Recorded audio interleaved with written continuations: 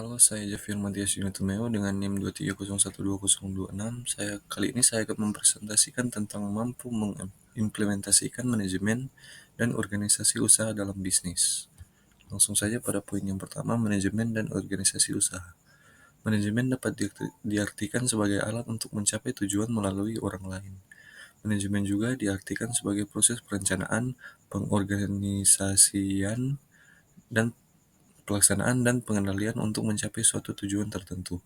Pengertian lain dari manajemen adalah proses pengolahan dari suatu kegiatan atau usaha dari awal hingga perusahaan tersebut berjalan dengan baik untuk mencapai tujuan perusahaan. Jadi dapat disimpulkan bahwa manajemen merupakan alat untuk mencapai suatu tujuan dengan melalui proses kemudian proses ini dilalui oleh berbagai pihak yang terlibat dalam manajemen organisasi atau perusahaan tersebut. Masuk pada poin yang kedua, informasi pasar. Informasi pasar adalah data atau pengetahuan yang diperoleh melalui proses pengumpulan, analisis, dan distribusi informasi terkait kondisi pasar, perilaku konsumen, kompetitor, serta peluang bisnis. Informasi ini berfungsi sebagai dasar untuk pengambilan keputusan strategis dalam bisnis, seperti menentukan produk yang akan ditawarkan, menetapkan harga, dan menyusun strategi pemasaran yang efektif. Lanjut, poin kali ini memahami pesaing. Memahami pesaing adalah langkah krusial dalam strategi bisnis yang bertujuan untuk mencapai keunggulan kompetitif. Pesaing dapat dibedakan menjadi dua kategori.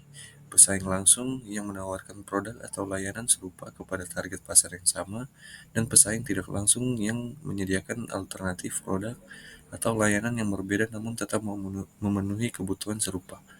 Analisis pesaing melibatkan beberapa aspek penting, yaitu identifikasi pesaing, analisis kekuatan dan kelemahan, strategi pemasaran, inovasi dan tren pasar, dan penetapan harga.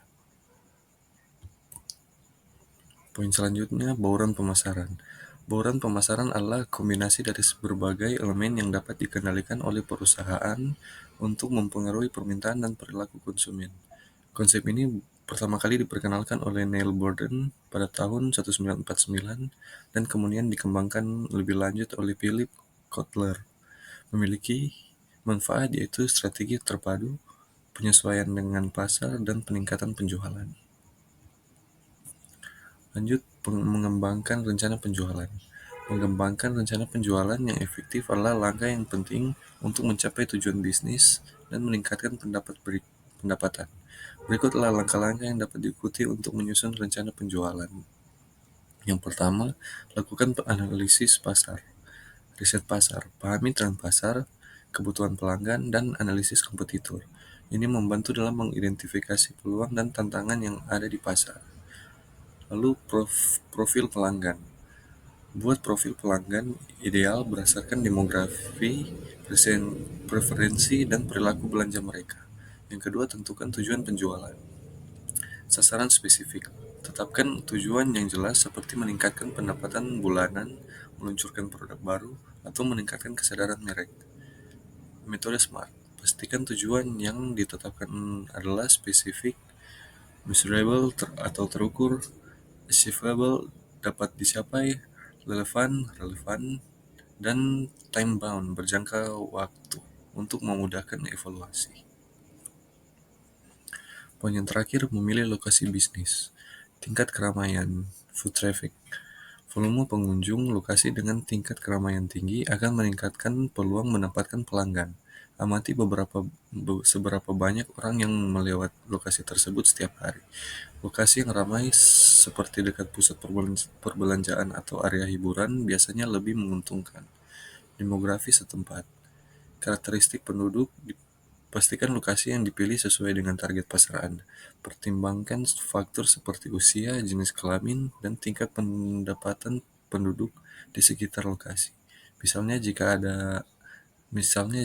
membuka restoran untuk kalangan menengah ke atas, pilihlah lokasi di daerah yang dihuni oleh populasi dengan status sosial ekonomi yang sesuai. Dan yang terakhir, jarak dengan kompetitor. Analisis pesaing, perhatikan keberadaan pesaing di sekitar lokasi. Meskipun berdekatan dengan kompetitor, dapat terlihat merugikan dalam beberapa kasus. Hal ini menguntungkan karena menciptakan area konsentrasi bagi pelanggan. Namun, pastikan untuk mengevaluasi tingkat kompetisi dan apakah Anda dapat menawarkan sesuatu yang berbeda atau lebih baik.